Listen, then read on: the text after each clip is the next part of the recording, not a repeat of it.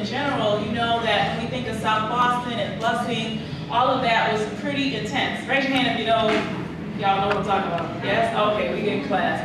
All right, so Lena, working with Lena was excellent, and one of the precious moments that I have is working with the Irish Immigration Center. So she's just gonna share some moments of time when I was there. So let's give her a round of applause.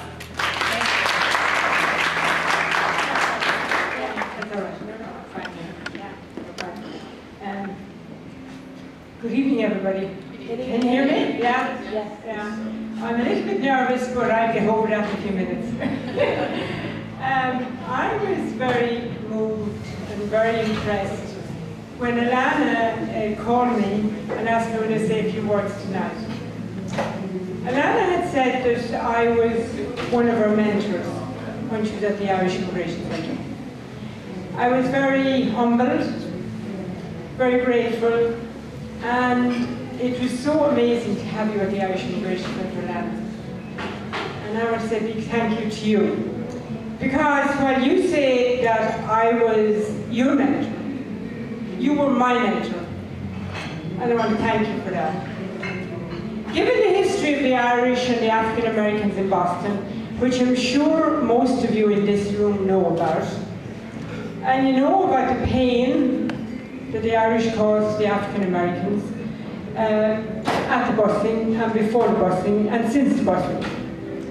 And for us, when we started as an organisation, I came to Boston over 22 years ago. Alana was an amazing young woman that we think those of us who were in the organisation at the time that Alana was there, think very much about what she brought. She came to us at a time, I kind of wondered, here's this young African-American woman coming to work at the Irish Immigration Centre. That took some courage. I'm sure it took some courage. Probably you were asked questions from your peers. What were you doing as an Irish organisation because it was so racist? But one of the things that really impressed me about you, Alana, you were able to have those conversations. You enabled us as an organisation to have those conversations.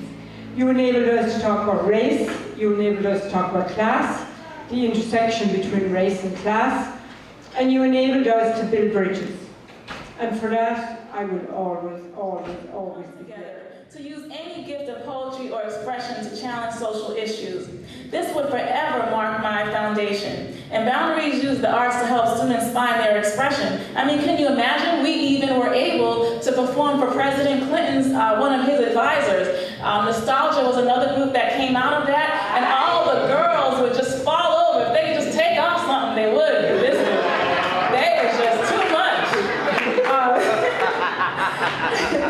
So I want to thank you for that.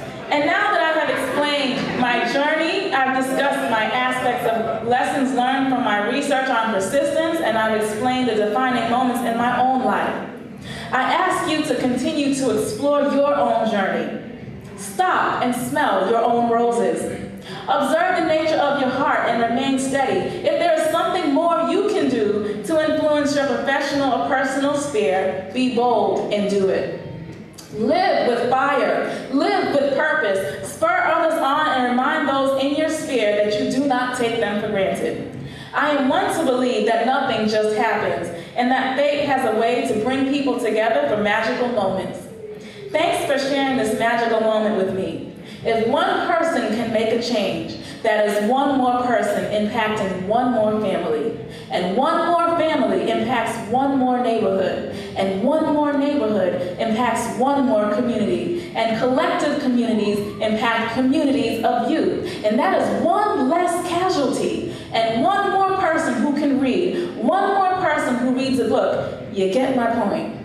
It was always one person who spoke something in my life that made all the difference. And each of you represent that rose along the way. Thank you so much. Your host, Teresa Johnson, and I have a very special guest with me tonight. Her name is Alana. Welcome, Alana. Hi, Teresa. It's great to speak with you again. Wonderful. I want to tell you all, Alana is a multi-talented woman of God. She's the author of this new book. It's entitled Temple, Self-Discovery Through Truth, and it's a collection of powerful poetry.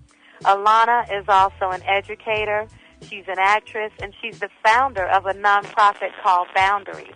And we're going to talk about that a little later in the broadcast. This is my day.